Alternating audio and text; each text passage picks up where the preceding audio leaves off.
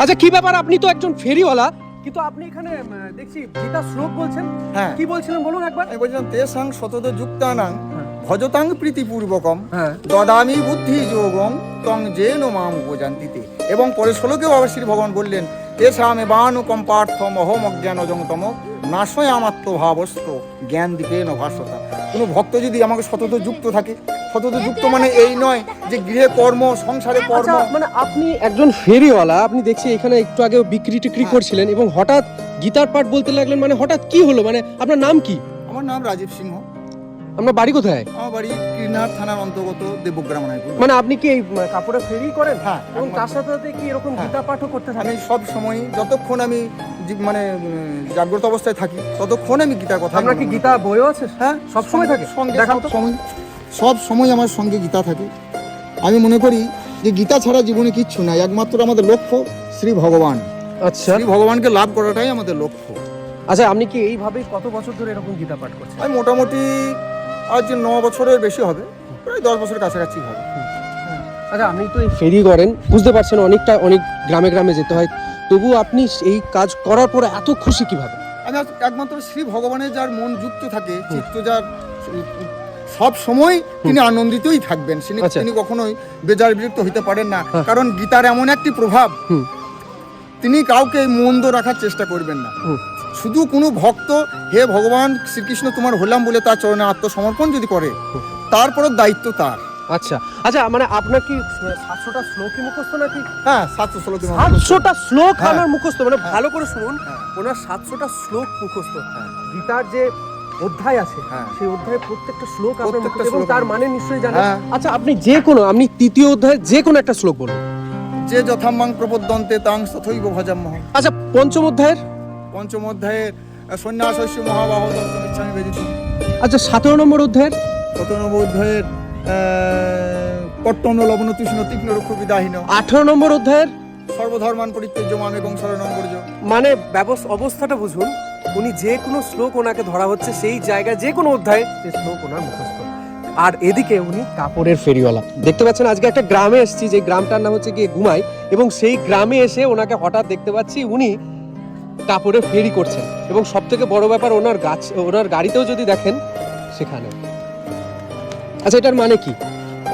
এই কথাটি তৎসরণং গচ্ছামি, এই কথাটি সন্ধি যুক্ত করে লেখা হয়েছে। আচ্ছা। কারণ সংস্কৃতর এমন কোনো আইন নেই সন্ধি কেটে লেখা। আচ্ছা। কথাটি কিন্তু তৎসরণং, আচ্ছা। তৎ মানে সেই মানে এখানে পরমের কথা বলা হয়েছে, শ্রী ভগবান শ্রীকৃষ্ণ। আচ্ছা, আপনি তৎসরণং, সেই তৎসরণ মানে সেই শরণ, তার শরণাপন্ন আমি হয়েছি। আচ্ছা, এবং এই গাড়িতেও এটাই আপনি লিখেছেন। আচ্ছা, মানে সংস্কৃতে আপনার কি পড়া হয়েছে নাকি? সংস্কৃত আমার এমনি শিক্ষা দীক্ষা খুবই কম, সত্যি কথা বলতে গেলে। শিক্ষা দীক্ষা এমন কিছু বেশি নয়। শিক্ষা দিতে আপনার যে শিক্ষা আছে, সত্যি কথা বলতে গেলে যারা এমএ বিএড পিএইচডি আছে, সেই শিক্ষা মনে হয় আরো অন্য মানুষে থাকতে পারে না। তা নয়, আমার একটা দাদু আছেন, হ্যাঁ। সেই দাদু গুরুটার বয়স 100 ওভার হয়ে গেল।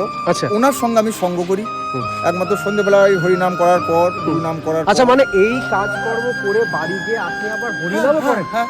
খোল করতাল বাজাতে না, আমি করতাল বাজিয়ে হরিনাম করি। আচ্ছা। করতাল বাজিয়ে আমি যখন ঘরেই বসে বসে হরিনাম করি, গুরুমন্ত্র জপ করি। আচ্ছা। গুরুমন্ত্র জপ করার পর নিজ নিজ কাজ সামিলে নিই, আবার দাদুর কাছে যাই, বসে বসে গীতার অধ্যয়ন করি, গীতা আলোচনা করি।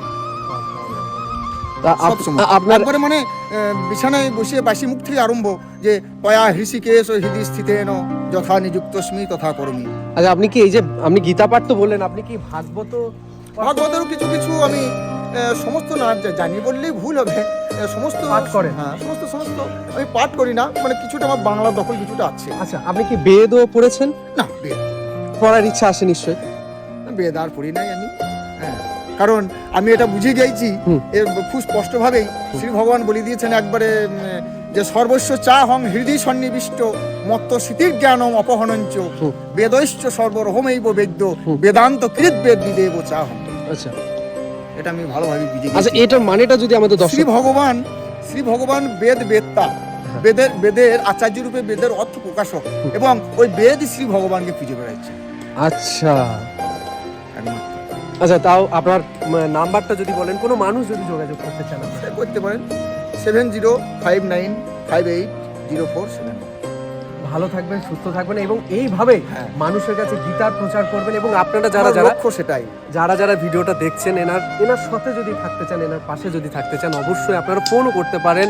আর তাছাড়া আপনারা এই ভিডিওতে আপনারা দেখতে পেলেন যে উনি কোন গ্রামে আছেন। উনি কিন্নাহারের কাছে দেবগ্রামে একটি গ্রাম আছে, সেই গ্রাম থেকে উনি এসেছেন এবং আজকে ঘুমায় এই গ্রামে উনি ফেরি করতে এসেছেন। এইভাবেই উনি ফেরি, কত বছর ফেরি করছেন এখন? আমার 13 বছর। 13 বছর এরকম ফেরি করছেন। আর গীতা ক বছর ধরে করছেন? এটা মোটামুটি 9 বছর। 9 বছর। হ্যাঁ, 9 বছরই ধরলি। আর বাড়িতে কে কে আছে আপনার? বাড়িতে আমার মা আছে, আমার বাবা আছেন, আমার স্ত্রী, আমার 2 কন্যা। একটি ক্লাস 8-এ পড়ে, একটি ক্লাস 3 হবে এবছর। হুম। ওই বড়টা 9 হবে আর বাচ্চাটা 3 হবে। আচ্ছা, মানে আপনার ইচ্ছা কি এই ধর্মটাকে নিয়ে? আমার ইচ্ছাটা হচ্ছে এই ধর্মটাকে প্রতিষ্ঠা করা। আচ্ছা, ধর্মের মুখোশ নিলেই শুধু ধর্ম হয় না, ধর্মটাকে আচরণ করতে হয়।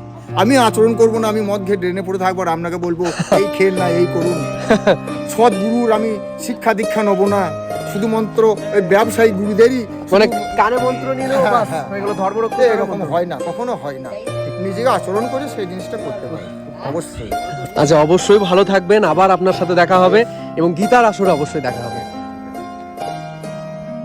সারা জীবন কি করলেন আপনারা? শিখুন এনার কাছ থেকে। তাই গীতা পাঠ করুন, গীতা শ্রবণ করুন, ভগবান শ্রীকৃষ্ণের স্মরণে থাকুন সব সময়। হরে কৃষ্ণ।